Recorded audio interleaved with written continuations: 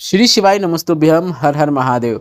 वर्ष भर में 4 नवरात्र आते हैं, जिसमें से 2 गुप्त नवरात्र रहते हैं और 2 अन्य, जिसमें से एक नवरात्र काफ़ी विशेष है जो कि चैत्र माह में आती है, जिसकी शुरुआत 30 मार्च को हो रही है। पर उसके पहले एक विशेष तिथि है।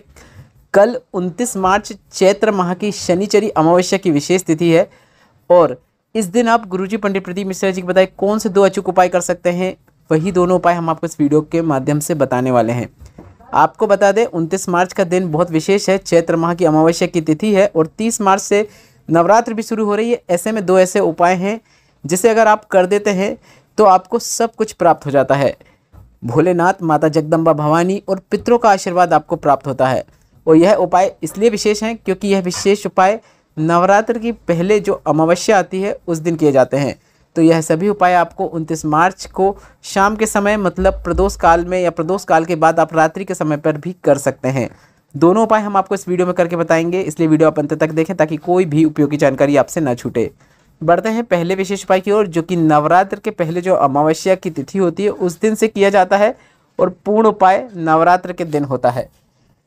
गुरुजी ने अपने पिछले वर्षों की शिव पुराण कथा में एक विशेष उपाय की जानकारी देते हुए कहा था, अगर पितृ आपको तकलीफ दे रहे हैं, आपके कार्य पूर्ण नहीं हो रहे हैं, ऐसा लग रहा है कि पितृदोष है या फिर घर में बहुत लड़ाइयाँ होती हैं या फिर घर में एक कमाओ सवा खर्च होता है, ऐसी आपको परिस्थिति देखने को मिल रही है, तो इस नवरात्र के पहले आने वाली मतलब 30 मार्च के पहले आने वाली 29 मार्च की जो चैत्र माह की अमावस्या की तिथि है उस दिन आपको एक विशेष उपाय करना है। चैत्र माह की अमावस्या की तिथि की रात को आपको एक कटोरी लेना है। कटोरी में आपको चावल भर लेना है और चावल भरने के बाद इसमें आपको कपूर रख देना है। 1 या 2 कपूर के टुकड़े आप रख दीजिए।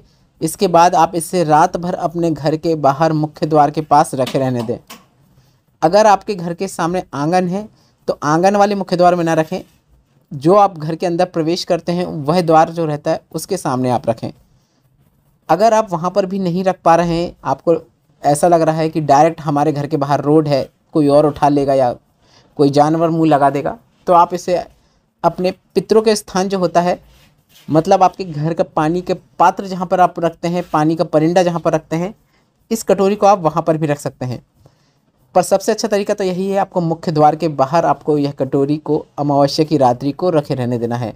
रात भर रखे रहने देना है और रात भर जब रख देंगे उसके बाद जो अगला दिन आएगा मतलब 30 मार्च की जो दिन रहेगा वह चैत्र नवरात्र का पहला दिन रहेगा। तो सुबह सुबह आपको नहा धोकर तैयार होकर अच्छे से शुद्ध होकर उस चावल की कटोरी के अंदर जो कपूर है उसे आपको प्रज्वलित कर देना है।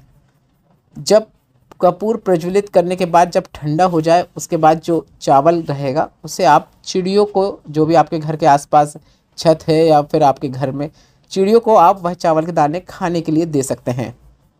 तो इस बात का आप ध्यान रखें, यदि आप घर के अंदर कर रहे हैं, पितरों के स्थान पर कर रहे हैं, तो फिर रात को जो कटोरी आपने घर के मुख्य द्वार में नहीं रखी है, घर के पानी के पात्र के पास रखी है, उसे सुबह उठाकर आपको मुख्य द्वार के पास लाना है और कपूर को आपको मुख्य द्वार के बाहर ही प्रज्वलित करना है। इस बात का आपको ध्यान रखना है। काफ़ी सरल और आसान उपाय है। ऐसा करने से कई प्रकार के आपको लाभ होते हैं। देवी माँ का आशीर्वाद प्राप्त होता है। पितृ भी जब अमावस्या की तिथि में आप यह उपाय करते हैं तो वह आपको आशीर्वाद देकर चले जाते हैं। आपके जीवन में अटके हुए कार्य पूर्ण होने लगते हैं, घर से क्लेश दूर होता है और जीवन में आपको सुख समृद्धि देखने को मिलती है, धन वृद्धि देखने को मिलती है। यह विशेष उपाय आपको 29 मार्च और 30 मार्च को अवश्य करना है। सरल भाषा में आपको समझा दें, चावल की कटोरी रहेगी जिसमें थोड़ा सा चावल रहेगा, उसके अंदर कपूर रहेगा। 29 मार्च की चैत्र अमावस्या की जो रात्रि का समय रहेगा प्रदोष काल के बाद, उसे आपको अपने घर के मुख्य द्वार के पास रख देना है। वहाँ नहीं रख सकते तो आपको अपने किचन पे रख देना है। रात भर रखे रहने देना है और सुबह सुबह अंदर के कपूर को प्रज्वलित कर देना है। जब पूरा कपूर प्रज्वलित हो जाए उसके बाद जो चावल के दाने रहेंगे उसे चिड़िया पक्षी के लिए आप डाल सकते हैं। बस इतना ही करना है। बढ़ते हैं दूसरे विशेष उपाय की ओर, जो कि अमावस्या का विशेष उपाय है, जिसे आप कोई भी अमावस्या की तिथि में कर सकते हैं।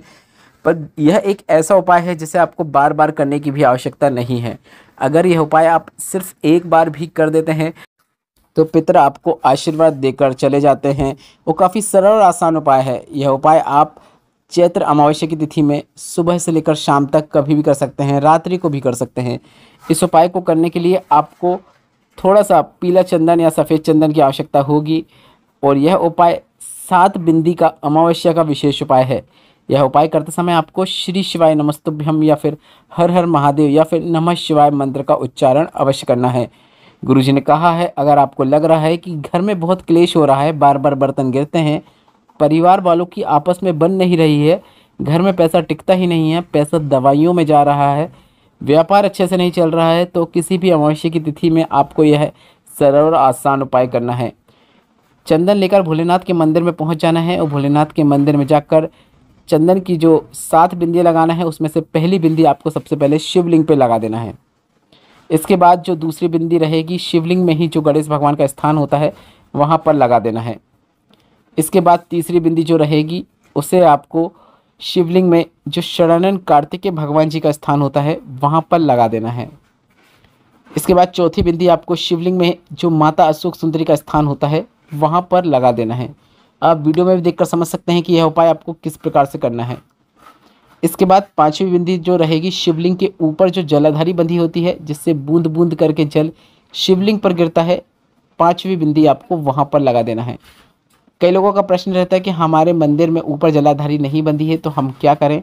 तो ऐसी स्थिति में आप शंकर भगवान की जो 5 बेटियां हैं जिनका निवास शिवलिंग के ऊपर जो जलाधारी बंधी होती है उसमें होता है, आपको शंकर भगवान की उन 5 बेटियों का नाम लेना है, जो कि इस प्रकार है: जया, विषहरा, शामली वाली, दौतली, देव।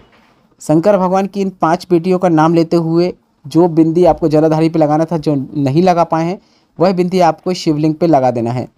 इसके बाद छठवीं बिंदी आपको शिवलिंग में जो माता पार्वती का हस्तकमल होता है, शिवलिंग का जो कटीय भाग होता है, वहाँ पर आपको छठवीं बिंदी लगा देना है। इसके बाद 7वीं बिंदी जो होती है उसे आपको नंदी के दोनों सींगों पे लगा देना है। इस प्रकार से आपको यह उपाय करना है। काफ़ी सरल और आसान उपाय है।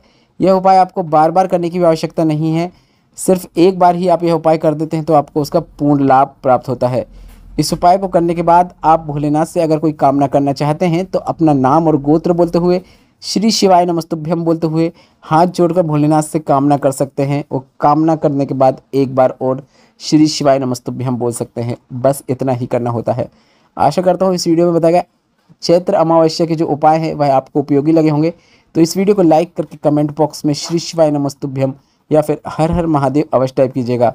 और अगर आपके कोई प्रश्न है तो वे भी प्रश्न आप कमेंट बॉक्स के जरिए पूछ सकते हैं। आपके लिए व्हाट्सएप चैनल बनाया है जिसमें आप हमें व्हाट्सएप में फॉलो करके आपको हम उपयोगी जानकारियाँ उस चैनल के माध्यम से दे पाएंगे। तो व्हाट्सएप चैनल की लिंक कमेंट बॉक्स में हमने पिन कर दी, इसमें टच करके आप हमें अवश्य फॉलो करें, जो कि बिल्कुल फ्री है। श्री शिवाय नमस्तुभ्यम, हर हर महादेव।